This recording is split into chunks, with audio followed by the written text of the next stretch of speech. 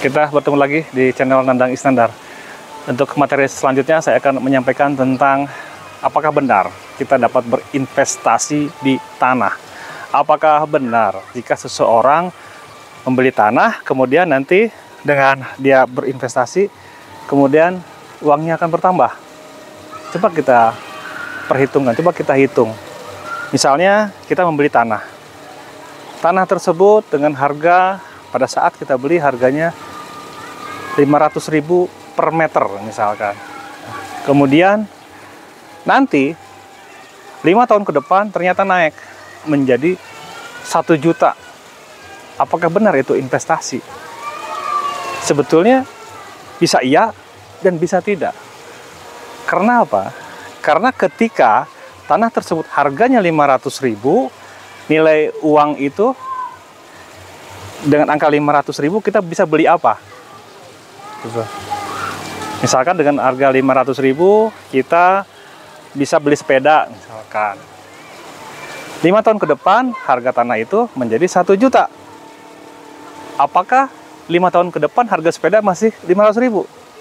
Kalau ternyata harga sepedanya itu menjadi 1 juta, artinya sama sebetulnya. Jadi di mana investasinya? Kalau kita hitung seperti itu. Tapi berbeda ketika nilai tanahnya saat ini 500.000, kemudian 5 tahun ke depan atau 2 tahun ke depan menjadi 1 juta, dan ternyata nilai uangnya tetap. Jadi yang sekarang 500.000 untuk beli sepeda, 5 tahun ke depan masih 500.000 untuk beli sepeda itu. Artinya itu bisa jadi investasi. Kemudian kita beli tanah banyak, kemudian kita mau bangun rumah di situ. Apakah benar juga itu menjadi investasi? Kita coba hitung. Kalau kita investasi untuk rumah yang misalnya perumahan misalnya, nanti harga rumahnya tinggi. Coba kita hitung berapa biaya untuk prosesnya, untuk kita perizinannya sampai terbangunnya, dan nilai tanahnya apakah dia akan terus meningkat atau bagaimana? Kan berbeda itu.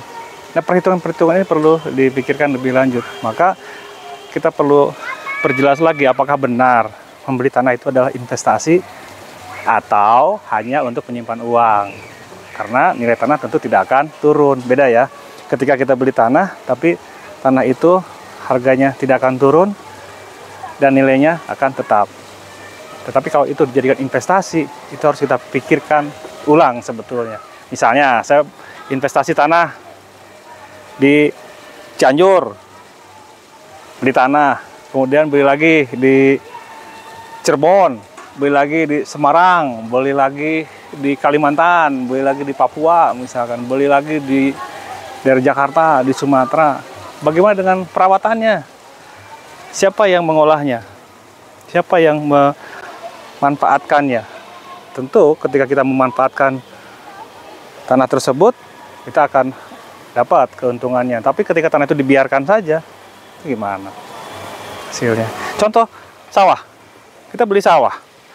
Kalau sawahnya itu hanya sekitar 100 meter, 200 meter, 500 meter, kita perlu berhitung apakah benar menguntungkan beli sawah seperti itu. Berapa nilainya ketika panen? Berapa biaya untuk mengolahnya?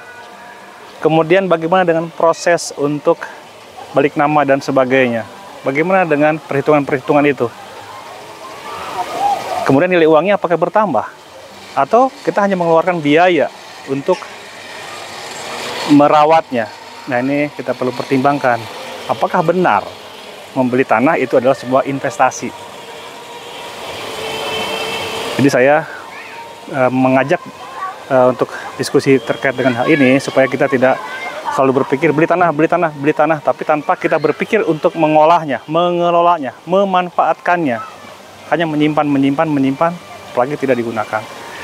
Berbeda ketika kita membeli tanah, kita siapkan fasilitas di situ, kita kembangkan, kita manfaatkan, tentu nilainya akan berbeda. Nah, itu lain. Itu pasti akan punya nilai lebih. Contoh, di sini pasti berbeda antara tanah sebelah kiri saya dengan di sebelah kanan ini. Pasti beda nilainya. Coba kita lihat. Ini hanya sawah. Berapa per tahun pendapatannya untuk sawah ini? Berapa per tahunnya sawah-sawah ini? pohon-pohon ini, apalagi di bukit sana. Kemudian berapa pendapatan lokasi wisata ini? Tentu berbeda. Di sana aja kita lihat tuh ada becak gantung. Berapa dapat penghasilannya? Beda yang di atas. Jadi sebetulnya nilai tanah itu tergantung dari pemanfaatannya, tergantung dari fasilitas yang ada. Kalaupun di sini sudah lokasinya bagus, indah seperti ini, tetapi untuk mencapai ke sini ternyata sangat mahal, tentu akan beda. Orang ke sini biayanya lain dan mungkin berpikir ulang, tapi karena aksesnya bagus maka dia berkembang. Di sini dari sini ke Cianjur lebih dekat, aksesnya bagus. Tapi kalau dari ke Bekasi ya, dari sini ke Bekasi mungkin agak lumayan jalannya karena masih banyak yang rusak.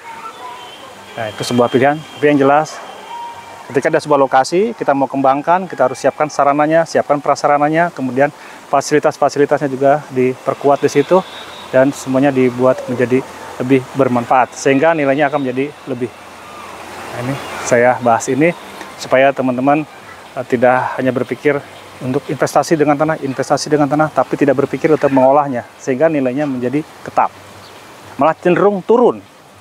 Saya berikan contoh seperti tadi itu.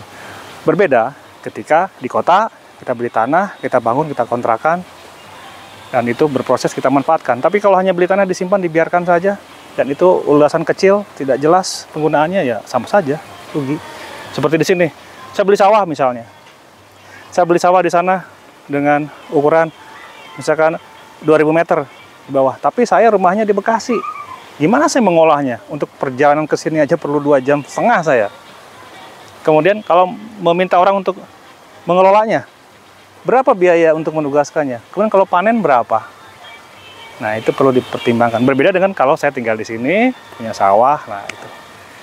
Oke, sementara itu saya ajak untuk diskusi ke arah investasi, kemudian ke arah nilai ekonomi, supaya kita untuk permasalahan pertanahan tidak hanya tentang legalisasi aset, tapi aksesnya juga, dan kemudian ke depannya bagaimana tentang peningkatan nilai ekonomi tanah. Terima kasih atas perhatiannya. Assalamualaikum warahmatullahi wabarakatuh.